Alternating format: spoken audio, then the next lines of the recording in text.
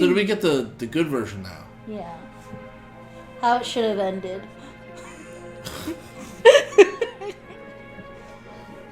Excuse me.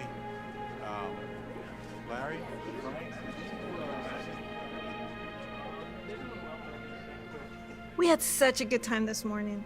Always enjoy working with you in service. Same here. And I hope Miss Johnson comes to the meeting this Sunday. That would be so nice. Hey, did you ever find your sunglasses? No, I looked I all can't over. place I her have accent no at idea all. what it could be. Hey, Hey, Susan.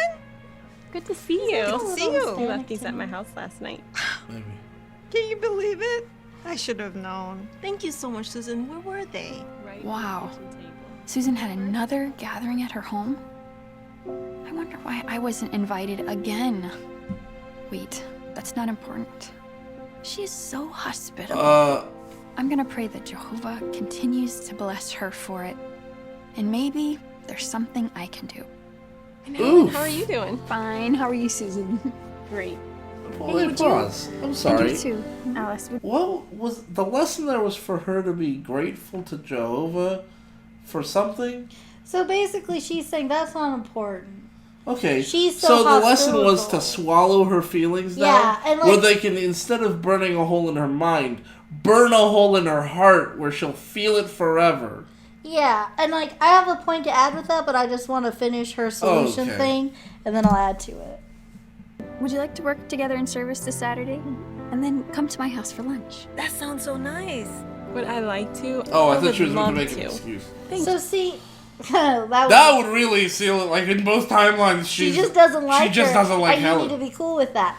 But I will say, but this is like what I was saying earlier about when I was excluded from cliques. The only time I got to hang out with people is if I made the plans. No one invited me Right. to any of these things, and that's what it looks like is her solution is. Yeah. So on one hand, like, yeah, if you want to hang out with people, sometimes it is just you making the plans all the time, or you just don't see these people. But I don't feel like that's fair. And maybe I get that I'm biased to this because I'm the person who, if I wanted to be with people, always had to make the plans. Right. But that's Yeah. So- Here's the thing, though, and now I guess I'm speaking mostly to young people rather than just people generally. But like, when you're young, you're in a school where most of you are going to be moving up in grades together. So you're with this relatively stable group of people. The people aren't stable, but the individuals who are in this group, those individuals will be with you for a long, long period of time, years. And it's also the only life you know, right? So unless you're moving a lot, right? In which case it's already hard to make friends and keep friends and stuff. But like, finding your way into a social group can be difficult. There was a period of time when I was in college, or just after I left college, where I had these deep concerns. I was very self-conscious about the idea that maybe I was the person in the friend group who was annoying. Maybe I was the person in the friend group Yeah. who nobody liked. And there were things about those doubts I had about my friends that I think, like, do they think I'm pretentious? Do they secretly wish I wouldn't come to these hangouts? You know, do I come across as a jerk? And like, there were things about those that I don't necessarily think it was true, but at the same time, it did help me change for the better. You know, I was overly negative at times, and so like I tried to pull back on that. But like, those doubts were there, and even if they're true, and I don't know that they're not true, my friend, that friend group has sort of, my connection to the friend group has slightly drifted apart, and that's okay, because I'm an adult, right. right? And as an adult, I can kind of just go wherever I want and try to insert myself into situations to make friends. If I have a hobby, like, you know, video games, I can go to a game store. If I want to, or tabletop gaming, a different kind of game store, but the same, you know, same sort of Yeah. thing. I can go to these places and just schmooze a little bit, use those ins we talked about before, and just use that to get into social situations. And like, you can do that with any hobby in any place, whatever your inn is, just find a place that suits that inn. Mm-hmm. And so, like, if it's cooking, go to a restaurant or go to a bar and, like, just talk to people at the bar. Even talk to other patrons at the restaurant. It's weird. It's awkward. Nobody does it. But you can do that. And so, like when you're young, being in those social groups feels really important. And what counterintuitively, what I'm trying to say is it is very important. Even if you are the annoying friend, try to have a friend group. And then when that friend group falls apart, that's not the end of the world, because you can just move on. Right. Right? So, like, it's okay, even if I was the jerk of the group that nobody liked in high school, I was with those guys, you know, from freshman year on of high school and well into my college years. And if I'd realized that none of them liked me and I got kicked from that friend group, I still had years of social development and personal memories and things to form with those guys that I wouldn't have had if I was too busy being anxious about whether or not I could have friends. Right. You know. And, like, just bringing it back to her situation, it's really interesting that in both the good and bad, her feelings are never validated. Not at all. She's not even told, you're crazy for thinking Right, that. they don't I even like address you. it. She never even says, I do like you. It's just like, it could be, you know, we were having married couples over and you're single. And I Yeah. didn't want you to be like the third wheel every time. Yeah. But you're right. I mean, what if she said, like, oh, the group I'm inviting, like, 7 times a year, I wish we invited them more because we've got a D&D campaign that we need to get back to. Like, she could have anything. Yeah, like, You know. just a reason why. Probably not a D&D campaign. Yeah, no, But- not a D&D campaign. But, you know, whatever the reason is for not inviting the sister, it really seems like he's not a fan. Mm-hmm. It also could be like, you know, they were talking about going out in service. They could be pioneers. And, like, pioneers, you're going out every day. And if she's, like, who's going to be regular in service? We're a car group. We're always going to be working together. Because it's, like, some halls have, like, a bunch of people pioneering. Some halls have, like, 3. Right. So it's, like, maybe some people might go before work. Sometimes if they're up to it. But most of the time, it's going to be us 3. So we've got to get along. but I mean, like, regardless But that's of... just, like, working friends. Regardless of the reason, no one ever addresses Helen's actual concerns, her hurt, her feelings, That which she's are valid, Yeah. that she feels as though she's being singled out. And maybe she is. If she is being singled out, she shouldn't be. But if she isn't being singled out, you can still feel slighted. You can still feel, even if... Like, you can feel like something's unfair even if it is fair. Right. You know, and that's okay. And the best thing other people can do for you in that situation is try to help you through it by either helping you see how it is actually fair or how you aren't being slighted, or, at the very least, try to help you Apologize. feel better about it. Yeah, but no, her feelings are never qualified. And Instead, like she I has said, to swallow it she's single. Again, either no husband or unbelieving husband. Right.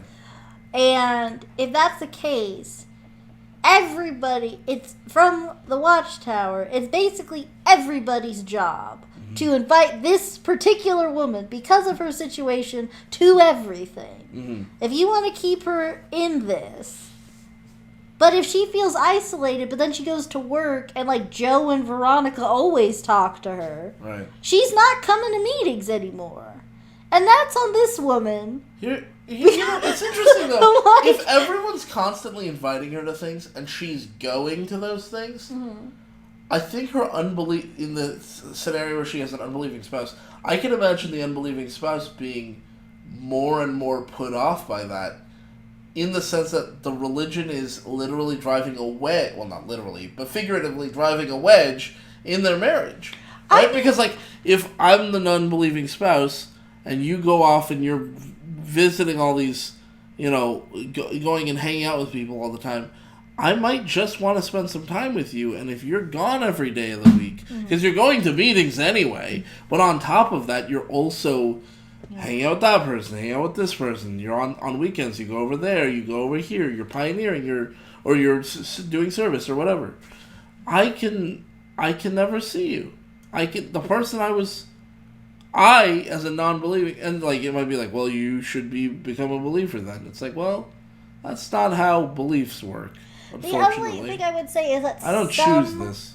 Sometimes, like it depends on the group, but I've been to gatherings where they invited someone with an unbelieving mate and the husband as well. Mm-hmm. Because hopefully you'll convert too.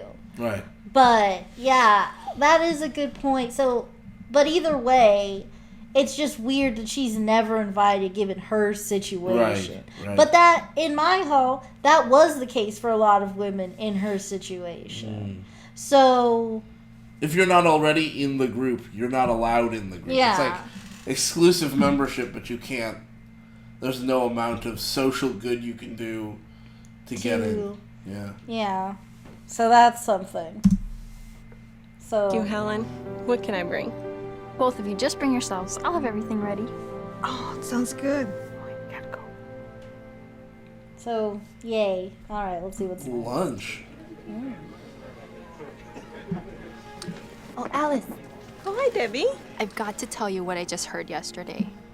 Well, Remember Bethany, who used to attend some of our meetings years ago? yes, she started going back to the meetings again. Not at all. She left the man that she's living with to move in with another. Wait, you've been keeping in touch with her? Well, no, I haven't talked to her directly. But word gets around. Anyway, can you believe it? Debbie, we both know Bethany has done a lot of bad things since she stopped attending the meetings. And I really hope she makes changes and comes back. But in the meantime, do you really think we should be spending our time talking about all the bad things she's doing right now? Well, probably not.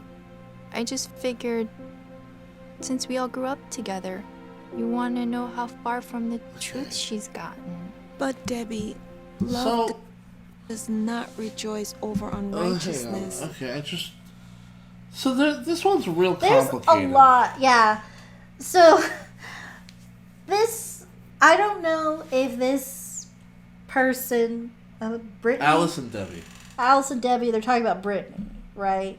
Brittany, I believe... I didn't catch that name. Okay, well, this woman that they We'll grew call up her with... Brittany in case that's her name, and if it's not Oopus, Yeah. So, Brittany stopped going to meetings. Brittany's inactive, I guess. she's living with a man. She left the man and started living with a different man. Yeah. So, she, sounds like Brittany's out there living her best life. Well, she's living a life, even if it's not her best. I personally think we don't have enough details to know if her life right now is bad. Or, yeah. It could be great. It sounds like didn't work out with somebody. Right. Now she's with somebody else. Right, that's a totally normal experience. That is okay. It's fine. Or people Serial- break up. Yeah. Uh, Relationships happen.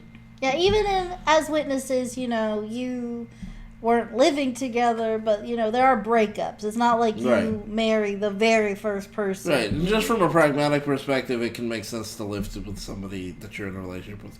That's for other people to decide. Here's the thing that I find kind of contentious about this. Debbie comes up, calls Alice, and says, "Hey, I want to tell you about what's going on with Brittany," right? Mm-hmm. And Debbie then says, "This is a bad thing she did." And Alice scolds her and says, "We shouldn't be talking about all the bad things she does, even though we both know she does a lot of bad things." And my problem with this is, you're basically scolding her for gossiping, but you clearly have gossiped about her with someone else before you got here. That's how you're keeping up with what's happening to Brittany. That's how you know that she's been doing bad things since she left the truth. Right. And so, the fact of the matter is, whether you're in the truth, whether you're in the Jehovah's Witnesses, or worldly, as they would say, being rude to someone behind their back is not cool. That's just not a cool way to live. So, like, I don't think this message, or I guess this is the negative side of the tale, where she's saying, but, like, she's the one delivering the message right now. Right. We're not gonna see her get corrected. The fact of the matter is, I think they're both kind of in the wrong. Debbie, not thinking it through, is just blurting out some stuff she heard about Brittany, when the truth of the matter is, if you don't want to see the worst in people, just maybe don't spread the worst rumors about them. Yeah, that's one thing. But, like, Alice already knows this stuff and is thinking negative things about Brittany. Bethany. It was Bethany. Right. Alice is already thinking negative things about Bethany anytime she thinks of Bethany. So, like, maybe just stop thinking of Bethany? Or, like, if you can't help but think negative there's things? a lot of things. I don't know. There's so many layers going on. So, here. yeah, like, let's just break this down. So, let's talk about already the gossip culture we're seeing here. Uh-huh. Like you said. Is that prevalent in Jehovah's Witness? In my congregation, certainly so. And I think a lot of... Obviously, there's going to be variation. There could be variation. It's also determined... Because, you know, people are people, and everybody has a different trigger level, I'll say, or stumble level of what's going to be stumbling to each person. So, you know, we're all trying to mind our P's and Q's around everybody all the time. At the time when I was in. And so this Bethany, she could have left when she was 17 and didn't get baptized. I've known 2 people in my life who did that, who basically just, like, either got baptized or never got baptized and were like, bye, I'm going to do me. And I remember there was one person, in the case when they left with somebody and got married, had kids with this person, is happy with this person. And now I heard about this girl when I was a kid. I heard about her until I was 22. And she was this scandalous, happily scandalous. like, she was labeled as this really promiscuous woman. But she'd gotten settled down with someone Immediately. and they had kids, and she was never unfaithful or anything. But I do remember, and like this, you know, one of the things I remember is people were talking about how they found out that, you know, with her kids, you know, she was celebrating Christmas and birthdays with her children. Oh, what's this? And that was received as like, oh, she's like that far gone. That's one thing, like, you know, there's different levels of gossip culture, but I think a lot of people, because when you're just fellowship, it's like, this person is no longer one of Jehovah's Witnesses. Right. And people in the know might know why, might know the tea, but other people won't, and they'll assume it, if they weren't really that close with you, they will assume it was sex. It is always assumed that it's sex. Why else would you leave this unless you wanted to have sex? And that goes in, which is a bigger topic for another day. That's really fascinating. Sexual repression within it, because, you know, even sexual repression is so strong that they can't imagine another reason someone would leave, even though there's, like, much more important reasons to leave the Jehovah's Witnesses. But, like, in my... Interesting. Like, you know, even, you know, with my uncle who's reached out to me several times after leaving, you found a quote. Right. I know you found a man who says he loves you and that's all you ever wanted. When, like... You've never talked to him about that at all. Like, I was and also, that has nothing to do with anything. No, never asked a question of, like, why aren't you going to meetings near you? Just... That it is always. He assumes he knows the answer. You know, like that's something. Yeah, because like, you know, like other YouTubers, like alt-worldly and stuff, you know, it was straight up apostasy. And when I heard about that, I was so I was like, I never thought anyone ever got disfellowship for anything other than like sex or drugs. I really I didn't know how much attention they were paying to anybody. In that regard. Your family will report you. Yeah, and like, which is itself very sinister. And alt-worldly has like told, his whole story about it. But, like, when I heard it, Let me say real quick, if we have any actual, like, currently practicing Jehovah's Witnesses listening, I want to be clear that you don't have to agree with me on anything. At all. But so far, this is only, like, the first recording we're doing in this style, yeah. Yeah, in this style. So, we're just talking. Place, yeah, we're just, figuring it out. But yeah, no, I don't, even though I don't agree with the witness lifestyle for myself personally, and I am making this primarily for people kind of in your place. Kind of in my place, whether they're attending meetings or not. Mm-hmm. But if you are fully in it,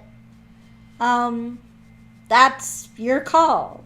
So, right, of course. So if you do leave a comment, please be considerate. And, I mean, speak your mind. Speak your mind. I'm just saying, but don't just, like... But listen to what we have to say. Yeah, don't just cast us out, I guess, right off the bat. Or don't make any judgments before really, like, hearing what we have to say. And what other people have to say. Do your own research. Yeah, do your own research. Yeah, that's true. That's all I would say. Yeah. Okay, so let's wrap. Yeah, let's see. I wonder if they're going to get more into this. But rejoices with the truth. So we need to be happy if she comes back, but otherwise we're not going to think about her at all. You know what? You're right. Why talk about this? We have so many good things to talk about. Yes, we do. Like this morning. Do you remember that call we went on last week? Well, Helen and I went back again this morning, and the lady was home.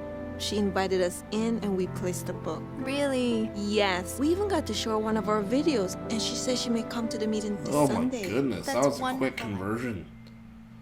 Oh, are we going to get the good version now? I believe this actually might be a different scenario. Oh, really? Okay, let's just keep going. But I just wanted to okay. One last thing on that before we get to the next deal. In my experience, that conversation has never happened. No one's ever turned away gossip. Ever. Really? Interesting. I've never, I've known some, actually, no, that's not true. I've known a few people that I thought were genuinely cool and decent people, and when that stuff came up, they were they just shut it down pretty quick. Well, you never know what someone's going through. Yeah. That's it. And that's the correct response. I mean, regardless of whether you're a witness or not, the correct response to whether or not when you hear gossip is, let's cool it. You don't know what's going on with them. Yeah. But no, it's always, it's straight up the scarlet letter most of the time. So, these updates on Bethany would be welcome. No one's asking for sources. And if Bethany ever did come back, she's always going to have this over her head. I've known lots of people who have been reinstated that the A never leaves them. Right. And it's always this stigma, and they always have to constantly overprove themselves till the point where eventually, maybe, it won't be the first thing that comes to people's minds. But if you were at the same... That's why a lot of times reinstated people will just move halls, just start over. Because you've made your bed with these people. Time to pack up and start again. Yeah. And some people might say, no, that's not true. And giving the benefit of the doubt, I would say you're one of the cool, decent people that understands people make mistakes and you move on from that. Yeah, it's but interesting. there are plenty of people where that's not the case. Right. And it just distances people. I think a lot of times, there's two reasons why people might engage in gossip of this nature, in my mind. Empathy with the person being gossiped about. I can't believe what's happened to this person. You don't think it's gossip. Can you please tell me more? Because I'm very curious about what happened to them. And even if it's good things or bad things, it doesn't really matter. You just want to know what's going on. And Schadenfreude, where you like to watch, it's you can't look away from the car crash kind of thing. And I think people mix up the two sometimes. You think you're being empathetic when you're engaging in Schadenfreude. And that's a problem that exists within and without the culture, right?